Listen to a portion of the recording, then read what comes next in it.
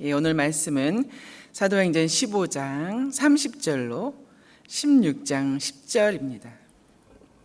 사도행전 15장 10절로 16장 10절, 15장 30절로 16장 10절입니다. 제가 먼저 읽겠습니다.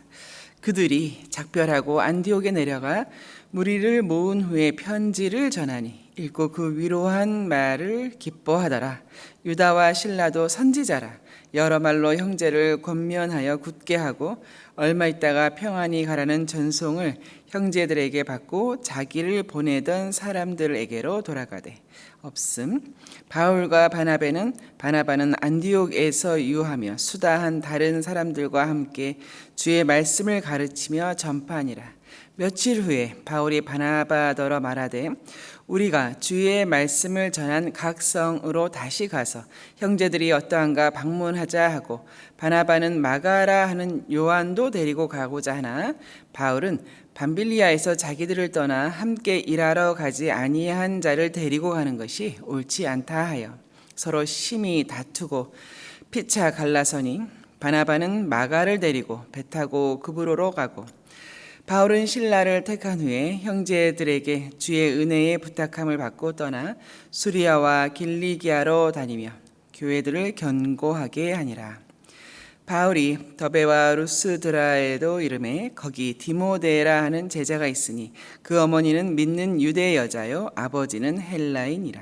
디모데는 루스드라와 이고니온에 있는 형제들에게 칭찬받는 자니 바울이 그를 데리고 떠나고자 할세 그 지역에 있는 유대인으로 말미암아 그를 데려다가 할례를 행하니 이는 그 사람들이 그의 아버지는 헬라인인 줄 다 알미더라. 여러 성으로 다녀갈 때에 예루살렘에 있는 사도와 장로들이 작정한 규례를 그들에게 주어 지키게 하니 이에 여러 교회가 믿음이 더 굳건해지고 수가 날마다 늘어가니라. 우리 다 같이 읽겠습니다. 성령이 아시아에서 말씀을 전하지 못하게 하시거늘 그들이 부르기아와 갈라디아 땅으로 다녀가 무시아 앞에 이르러 비두니아로 가고자 애쓰되 예수의 영이 허락하지 아니하시는지라.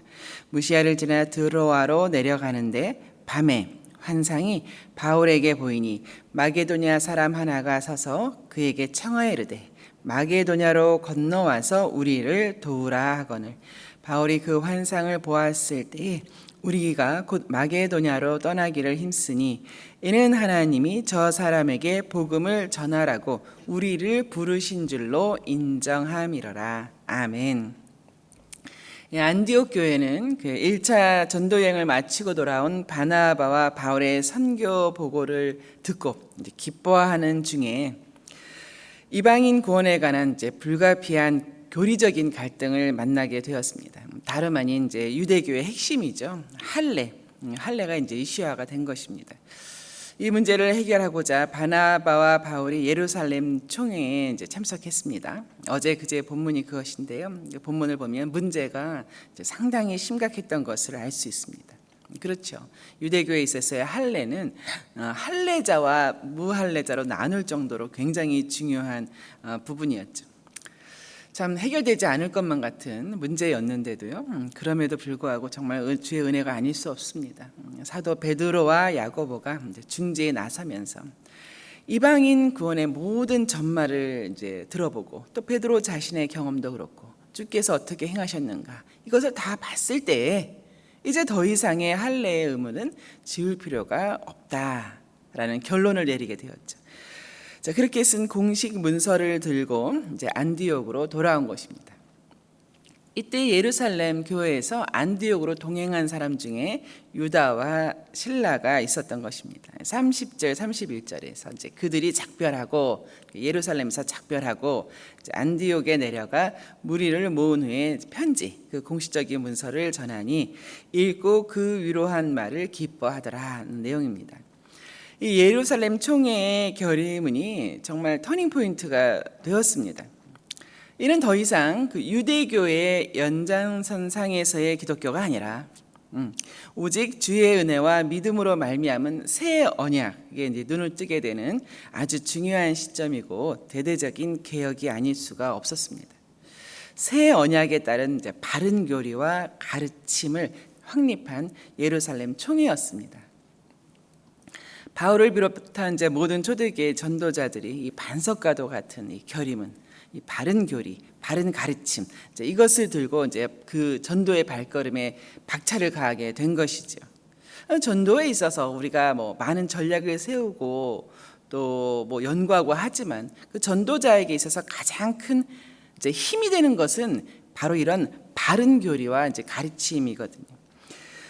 오늘 본문에서 전도자로 활약하게 되는 두세 사람이 있습니다. 오늘은 이제 그 두세 사람을 살펴보려고 합니다. 이제 먼저는 아까 언급했던 예루살렘 교회의 신라입니다. 예루살렘 교회의 신라가 2차 전도 여행, 그 안디옥에서 출발하는 2차 전도 여행에 이제 합류하게 되는 것입니다. 32절에서 보면 유다와 신라도 선지자라 여러 말로 형제를 권면하여 굳게 하다라는 표현이 잠깐 나왔습니다. 여러 말로라고 하는 것은 그 공식적인 편지를 포함합니다. 예루살렘 교회 입장을 전달하면서 그 사도들이 가르치는 복음의 핵심을 정확하게 전달하여서 안디옥 교회의 믿음을 견고하게 한 것입니다. 참 비온 뒤에 우리가 땅이 굳는다고 하는데요. 그간의 갈등과 분열을 종식시키고 본문 표현대로 안디옥 교회를 굳건하게 이제 바로 세웠습니다. 이후 신라는 2차 전도 여행에 바울과 함께 동행하게 되고요. 여러분 잘 아시지요? 빌립보 교회를 세울 때 빌립보 감옥에서 함께 있었던 그 신라입니다.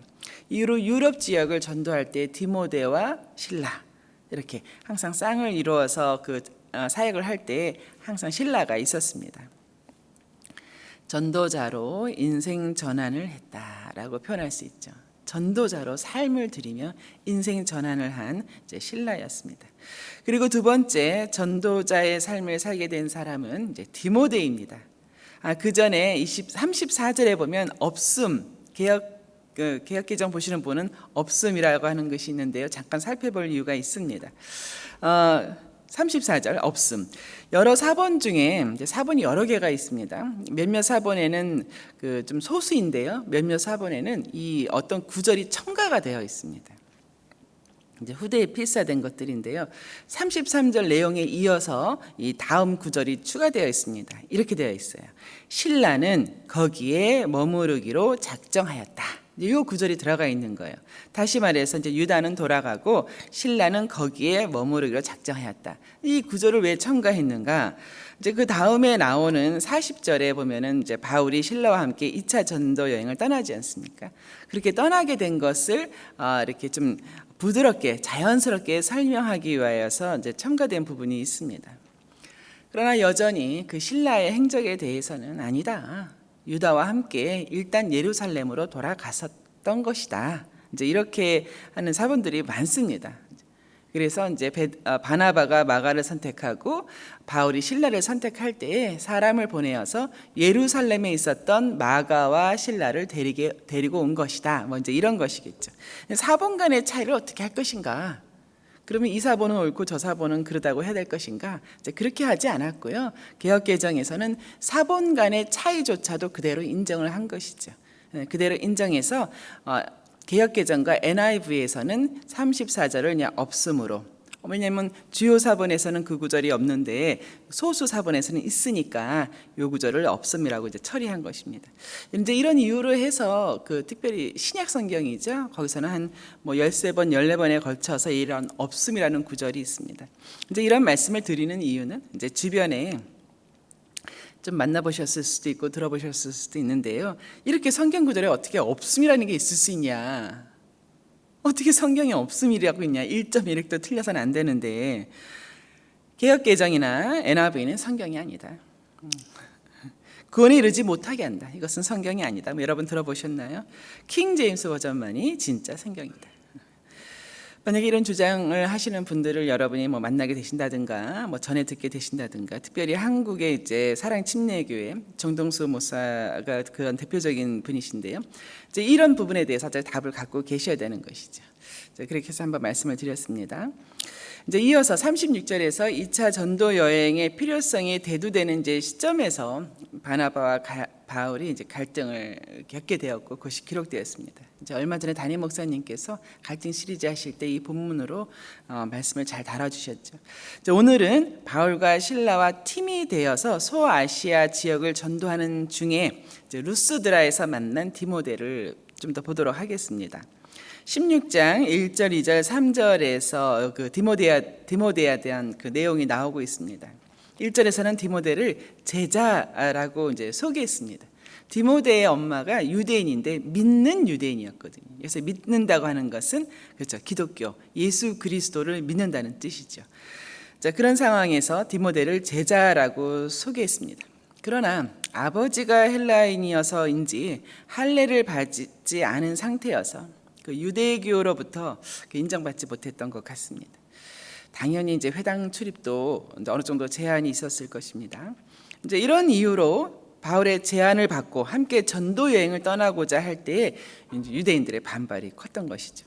3절에 보면은 참 디모데가 이렇게 참 괜찮은 사람이구나, 온유한 사람이구나라는 것을 느낄 수 있는 것이 이제 유대법에 따라서 이제 할례를 받습니다. 헬라에게는 헬라인으로, 유대에게는 유대인에게로. 여러분 많이 들어보셨죠? 네, 현대 우리 그 선교에서도 이 문화 충돌이 일어날 때 중요한 선교의 전략 중에 하나가 그들의 모습대로라는 것이 있지 않습니까? 이후 디모데는 실라와 마찬가지로 전도자로 이제 인생 전환을 하게 되는 것입니다. 디모데 여러분 잘 아시죠? 맨 나중에는 정말 사도 바울이 그 순교한 이후에도 그 유럽 지역을 계속해서 목회 나가지 않습니까? 마지막 세 번째로 볼 사람은 본문에서 그 이름이 눈에 띄지는 않습니다. 그러나 정말 이제 하나님과 하나님 나라를 위해서 인생 전환을 하게 된 사람, 다름 아닌 누가입니다. 사도행전의 저자인 누가입니다. 바울 일행이 이제 성령의 인도하심으로 드로아까지 이르게 됐습니다. 드로아까지는 소아시아이죠. 지금의 트로이입니다. 드로아까지 이르렀을 때에 이제 환상을 보게 된 것입니다. 그 마게도냐 사람이 이리로 건너와서 우리를 도우라 하는 말을 듣고 마게도냐 지역으로 가게 되었을 때 이때부터 의사이기도 하고 역사 기술자이기도 한 기술가이기도 한 누가가 이제 합류하게 되는데요. 어디 있냐면요. 10절에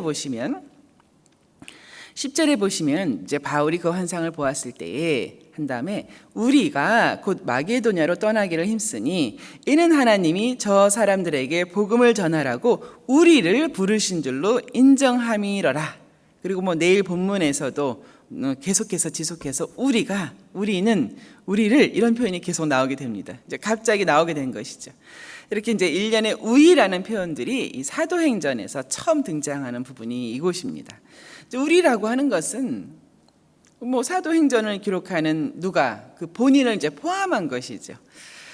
이후 마게도냐 지역, 특별히 빌립보 전도 여행 기록에서는 이렇게 다 이제 우리라는 표현이 지속해서 이제 반복되어 있습니다.